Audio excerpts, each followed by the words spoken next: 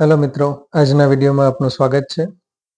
આજના વિડીયોમાં આપણે વાત કરીશું એક નવા આઈપીઓની, એન્વાયરો ઇન્ફ્રા એન્જિનિયરિંગ લિમિટેડ્સ કંપનીની. વિડીયો આગળ શરૂ કરીએ પહેલાં ડિસ્ક્લેમર કે હું કોઈ સેબી રજિસ્ટર્ડ એનાલિસ્ટ નથી, તો આઈપીઓમાં એપ્લાય કરવું કે નહીં એ નિર્ણય તમારે તમારા ફાઇનાન્શિયલ એડવાઇઝરની સલાહ લઈને કરવું.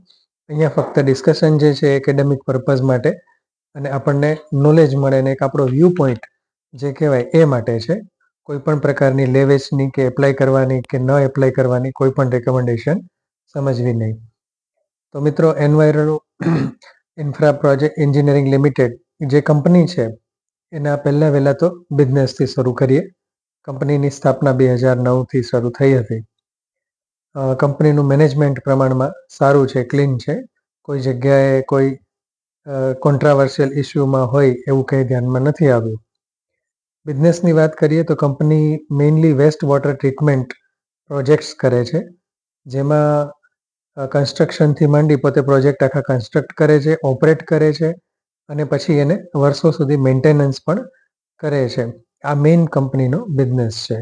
એ સિવાય બીજા એક બે સાઇડ બિઝનેસ છે, પણ મેઇનલી સેનિટેશન્સ માટેના પ્રોજેક્ટ જે છે એ પણ કરે છે. આપણે આગળ એને પિયરની કંપનીઓ જોશું, એના જેવી બીજી કંપનીઓ, એટલે તમને બિઝનેસનો થોડો વધારે આઈડિયા આવશે. બિઝનેસ એવું કોઈ નથી કે આપણને ન સમજાય, પણ એક વસ્તુ ખૂબ સિમ્પલ છે કે આવનારા સમયમાં જે કાંઈ વેસ્ટ વોટર નીકળે છે એ વેસ્ટ વોટરને એમને એમ છોડી દેવાને બદલે એ વોટરની ટ્રીટમેન્ટ કરી, એનું શુદ્ધિકરણ કરી અને એમાંથી બીજી પણ ઘણી બધી પ્રોડક્ટ જેમ કે ખાતર, કારણ કે એનું ખાતર જે બને છે બહુ ફળદ્રુપ હોય છે. એ સિવાય એ ટ્રીટમેન્ટ કરેલું જે પાણી ચોખ્ખું થાય એને એગ્રીકલ્ચરમાં પણ યુઝ કરી શકાતું હોય છે. અને ડેવલપ્ડ કન્ટ્રી જે છે બધામાં તો આવા ખૂબ પ્લાન્ટ હોય છે.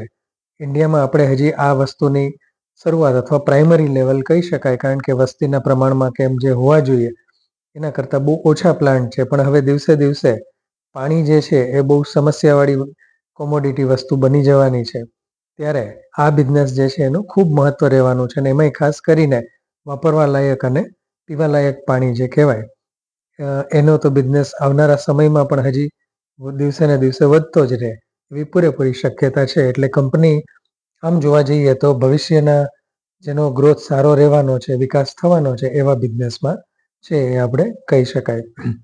22મી તારીખથી એટલે કે આજથી કંપનીનો આઈપીઓ ખુલી જાય છે. કંપનીની વેલ્યુએશન જે છે એ ઠીક કહી શકાય એવી છે. કંપનીનો ઇસ્યુ ફ્રેશ ઇસ્યુ પણ છે અને થોડું ઓફર ફોર સેલ પણ છે, પણ છતાં બી બહુ વધારે પડતું ઓફર ફોર સેલ નથી કે જેથી કરીને પ્રમોટરો પોતાનો મોટો હિસ્સો વેચીને જતા હોય. કંપનીના ફાઇનાન્શિયલ્સની વાત કરીએ તો પ્રમાણમાં કંપનીના ફાઇનાન્શિયલ્સ ઘણા સારા કહી શકાય. કંપનીની રેવન્યુ જે છે 2021થી ડબલ થતી આવે છે. છેલ્લેની જે 4-6-8 મહિનાનું આપેલું છે એનો પણ રિઝલ્ટ પ્રમાણમાં સારું કહી શકાય. સિવાય કંપની પ્રોફિટેબલ છે. કંપનીની પ્રોફિટેબિલિટી પણ ખૂબ સારી છે અને દિવસે ને દિવસે ખૂબ વધતી જાય એ પ્રમાણમાં કંપનીના ફાઇનાન્શિયલ્સ છે. એટલે ફાઇનાન્શિયલી કંપની સારી ગણી શકાય એવી છે. હવે એક આઈપીઓ ઇન્વેસ્ટર તરીકે આપણને જેમાં રસ પડે એ વસ્તુ છે એનું ગ્રે માર્કેટ પ્રીમિયમ. તો ગ્રે માર્કેટ પ્રીમિયમ લગભગ 22% માંડી અને 25%ની આજુબાજુ ચાલે છે. એટલે આપણને થોડું એટ્રેક્શન થાય એ સ્વાભાવિક છે, કારણ કે આમ જોવા જઈએ તો છેલ્લા 1 કે 2 અઠવાડિયામાં પ્રમાણમાં સારું પ્રીમિયમ હોય એવો કોઈ આઈપીઓ નથી. છેલ્લે જે હમણાં પૂરો થયો એનટીપીસી ગ્રીન, એમાં ખૂબ રોકાણકારોનો ઇન્ટરેસ્ટ ખૂબ હતો, ખૂબ ચર્ચાયેલો આઈપીઓ હતો, પણ ગ્રે માર્કેટ પ્રીમિયમમાં એમાં કામકાજ પ્રમાણમાં ખૂબ ઓછું થતું જોવા મળ્યું છે.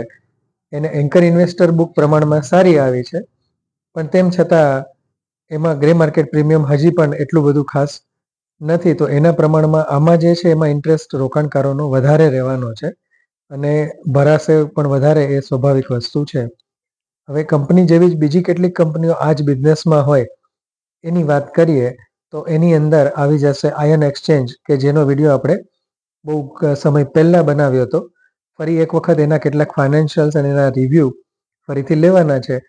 કોઈ લેવાની કે વેચવાની કોઈ ભલામણ નથી, પણ આયન એક્સચેન્જ જે છે એ આજની હજી પણ રિઝલ્ટ પછી પણ જેને કહેવાય કે ઘટાડે એકસાથે ભેગા કરવા એવો પર્સનલી મેં પોતે મત બનાવ્યો છે મારો. તો એના જેવી જ કંપની છે આયન એક્સચેન્જ છે, ઈએમએસ લિમિટેડ છે. થોડા ઘણા પ્રમાણમાં આપણે વાટેક વાબાગ પણ કહી શકાય, એન્થોની વેસ્ટ મેનેજમેન્ટ છે, આ બધી કંપનીઓ જેવો જ કંપનીનો બિઝનેસ છે. એટલે આના ઉપરથી તમને થોડો ખ્યાલ આવી જાય, કારણ કે કંપનીના બીજા પણ એક કે બે બિઝનેસ છે. અને બીજી એક કંપનીની ખાસિયત એ છે કે કંપની EIEL મથુરા કરીને કંપનીનો એક પ્રોજેક્ટ છે, જે પ્રોજેક્ટ મથુરા ક્લિનિંગ માટેનો મથુરા મ્યુનિસિપલ કોર્પોરેશન જે છે એના તરફથી કંપનીને 15 વર્ષનો કોન્ટ્રાક્ટ PPP મોડેલ ઉપર આપેલો છે. અને કંઈક હાઇબ્રિડ પ્રોજેક્ટ છે, જે પણ વોટર ક્લિનિંગ અને સેનિટેશન્સ માટેનો જ પ્રોજેક્ટ છે. આ સિવાય કંપની પાસે ઓર્ડર પણ બીજા ઘણા સારા છે. એટલે બે વસ્તુ આમાં મને વિચાર કરતો કરે એવી હતી. એક તો પહેલું કે કંપનીનો બિઝનેસ ખૂબ સરસ છે અને ફાઇનાન્શિયલ સારા છે. નેગેટિવ કંપનીની જો વાત કરવી હોય તો કંપનીના પિયર્સ જે છે બધા કોમ્પિટિટિવ છે. બધી કંપનીઓ પ્રમાણમાં સારું કરે છે, મેનેજમેન્ટ સારા છે અને સારો બિઝનેસ કરે છે. ક્લીન કંપનીઓ છે, ડાયનેમિક છે, સમય પ્રમાણે બદલાતી રહેતી હોય એવી કંપનીઓ છે અને છેલ્લા કેટલાક વર્ષોમાં સારો ગ્રોથ કર્યો હોય એવી કંપનીઓ છે. એની કોમ્પિટિટર છે. એટલે કંપનીની પ્રોફિટેબિલિટી આગળ જતાં પણ આ જ ગ્રોથથી જળવાઈ રહેશે કે કેમ એ થોડો ઘણો પ્રશ્ન થાય. પણ આપણે નેગેટિવ પોઝિટિવ બંને જોતા હોય ત્યારે આ વિચારવું જોઈએ. બાકી કંપનીનો પાસ્ટ રેકોર્ડ ખૂબ સારો કહી શકાય એવો છે. IPO પછીથી કંપનીનું પરફોર્મન્સ કેવું રહે છે એ જોવાનું છે. અને ખાસ તો કંપનીની ડેટ, એનું દેવું જે છે એ થોડું ઘણું ઓછું થાય એ પોઝિટિવ વસ્તુ ગણી શકાય. કારણ કે IPOમાંથી જે ફંડ આવશે એમાંથી એની સબસિડરી જે મેં હમણાં કીધું EIEL મથુરા, એ જે એની પ્રાઇવેટ લિમિટેડ કંપની છે, એમાં એનું જે દેવું છે એ પ્રમાણમાં ઓછું કરવા માટે પણ ફંડનો ઉપયોગ કરશે કંપની. અને ગ્રે માર્કેટ પ્રીમિયમ આપણે ઓલરેડી ચર્ચા કરી લીધી છે. મેં પોતે પર્સનલી એવો વ્યૂ બનાવ્યો છે કે જેટલા પણ ડીમેટ એકાઉન્ટ અવેલેબલ છે દરેકમાંથી એપ્લિકેશન કરવી. HNI કોટામાં સ્મોલ કે બિગમાં કરવી કે કેમ એ વિશે હજી નિર્ણય નથી કર્યો. એન્કર ઇન્વેસ્ટમેન્ટની લિસ્ટમાં જો સારા સારા ઇન્વેસ્ટરો હોય તો કદાચ HNI કોટામાં એપ્લિકેશન કરી શકાય એવો પર્સનલી મારો મત છે.